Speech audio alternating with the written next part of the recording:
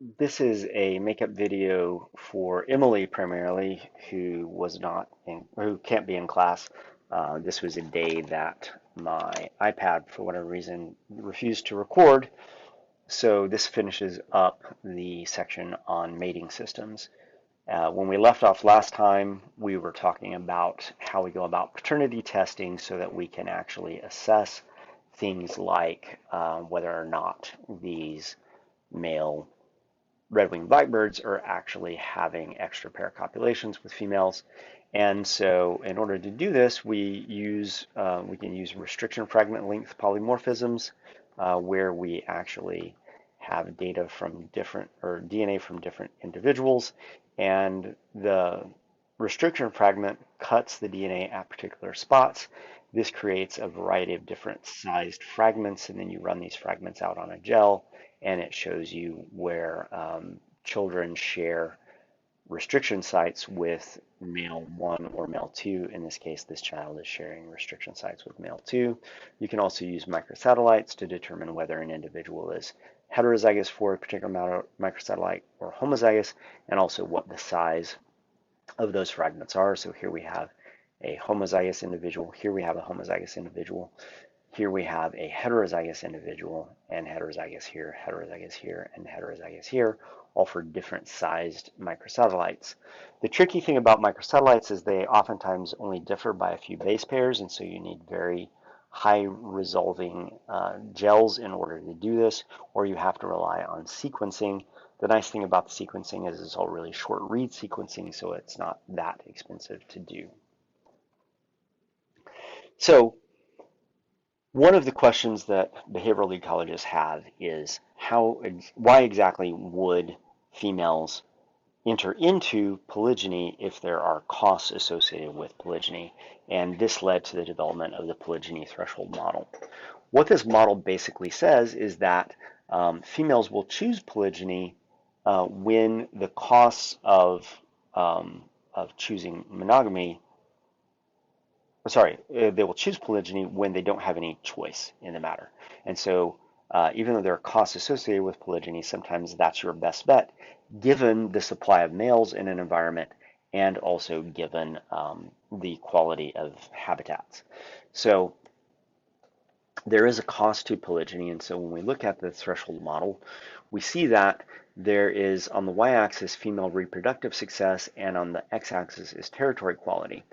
And reproductive success goes up as territory quality goes up, but the line is generally higher for monogamous females than it is for females entering into polygyny, and the difference between these two lines represents the polygyny threshold.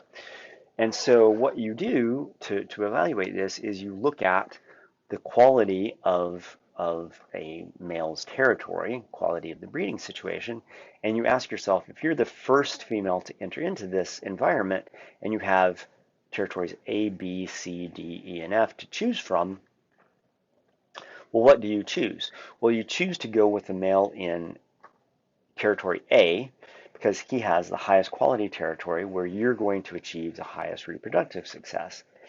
If you are the second female, you have a choice of joining the first female on territory A or going to territory B and being monogamous.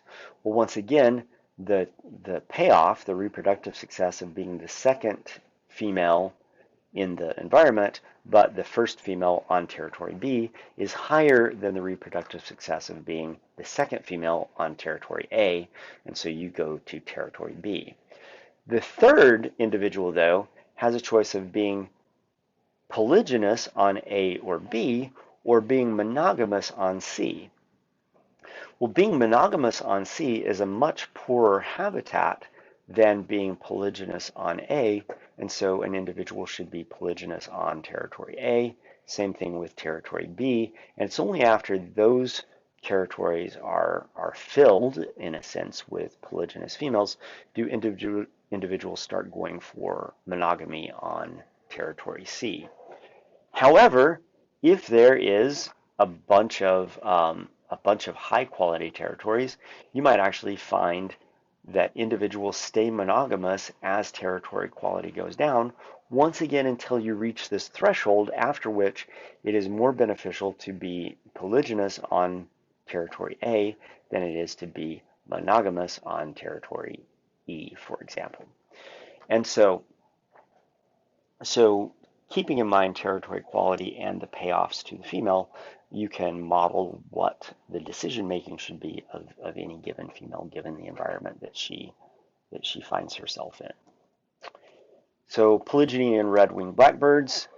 This is a situation where males establish and defend territories. This is a situation that was used to test the polygyny threshold model because territories differ in quality. And territories differ in quality in terms of where nesting opportunities are. And so there is a cost to polygyny. So one of the things the polygyny threshold predicts is that there is a cost to polygyny. And they tested this by removing females so that there were some territories with one female and other territories with two females. And they found that polygynous females generally suffered higher predation and lower feeding rates for their offspring. And as a result, they saw lower offspring survival. So when you're experimentally freed from polygyny by removing females, that actually improved your reproductive success. Another prediction of the polygyny threshold model is that female settlement is influenced by male mating status. So females removed so that territories had either one female or zero females, and then they watched to see which females paired with which males as new females arrived. And in this case, all the arriving females chose the monogamous territory, the unoccupied territory. So females do choose monogamy when they're given the choice of monogamy over polygyny. Better quality territories should encourage polygyny, as we saw in the graphic earlier. And so what they did was they removed females to one per territory, and they either enhanced the habitat with nesting platforms over open water, or they removed cattails or put the cattails over land. And what happened in this case is females tended to prefer polygyny on a good territory more than monogamy on a poor territory. So once again, territory quality does influence the tendency towards monogamy, at least in blackbirds. And then finally, does choosing a good quality territory benefit the female? And so as it turns out, nesting over water gained females one offspring fledged compared to one additional offspring fledged compared to nesting females who nested over land. So the cost of polygyny was 0.62 fewer offspring. And so in this case, the benefits exceeded the costs, and so choosing good quality territories does benefit the female, even if you end up being polygynous, because polygyny doesn't have such a high cost that it outweighs the gains that you gain from getting good quality territory that is over water. People have also looked at this in pied flycatchers and basically kind of asking this question of why do females buy into polygyny? In this case, males abandon the first female to find a second female. So a male will court one female. Once he is mated with her, he will fly off and find a second female. Males then abandon the second female to help the first female with parental care. So the second female gets mated, but the male doesn't do anything to assure the success of those offspring. And the second female, as a result, suffers a reduction in chick survival compared to the first female.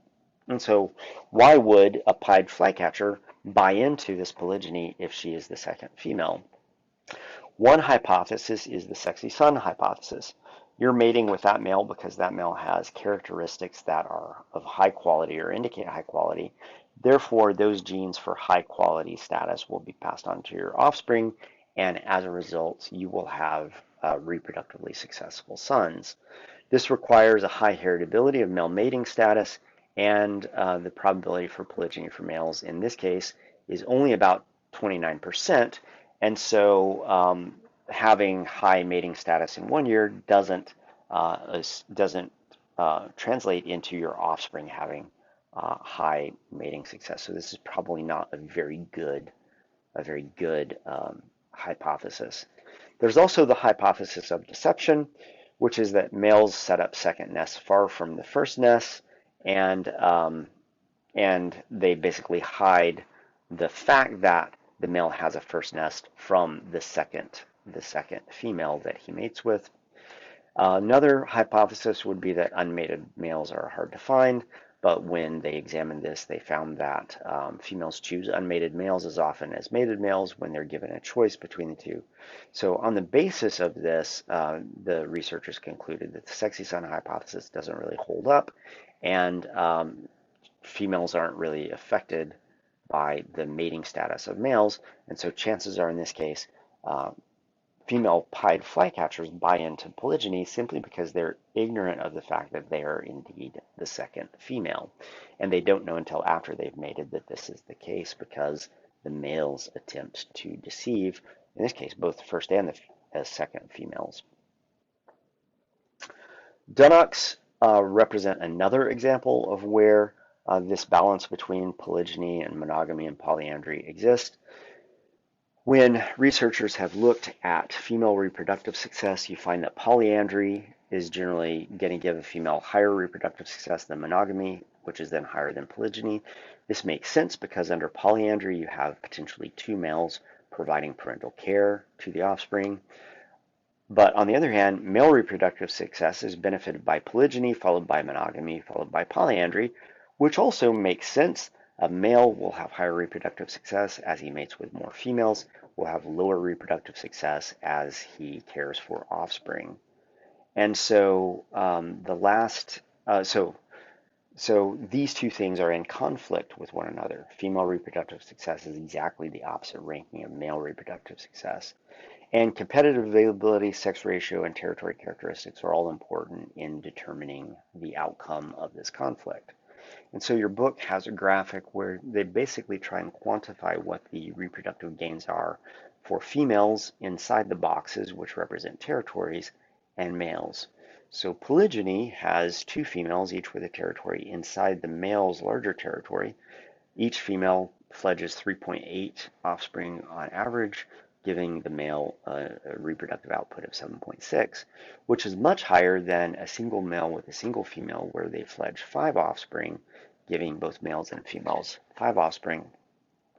But when the female has a nest, has a territory, or occupies a territory that is held by 2 males, pardon me, an alpha male and a beta male, you see that the reproductive success of the female is 6.7, which gives 3.7 for one male and 3.0 for the other male, which is much lower than the male would be achieving in polygyny. But this reproductive success for the female is much higher than the female would receive in polygyny. And so this represents the situation in which you have one form of mating system benefiting females and another form of mating system benefiting males. And then the trick is, how does this conflict get resolved? Well, when the conflict can't be resolved, what ends up happening in some cases is that you end up with polygynandry, which is where you have 2 females occupying a territory held by 2 males, because selective pressures aren't pushing you one way or another towards polygyny or polyandry, and so you end up with this sort of hybrid situation. So your book refers to it as a stalemate, where the alpha male is unable to drive the beta male off to claim polygyny, and neither female can evict the other to claim polyandry. And so what you will oftentimes see in polygyny is you'll see conflict between the female, and one female will boot the other female in order to enter monogamy. And when neither of those two things can happen, then you end up with polygynandry, which would presumably be some intermediate reproductive success for both males and females. So whenever you think about mating systems, you have to think about how life history constrains the mating system, how differences in ecology constrain the mating system, and how social conflicts constrain the mating system.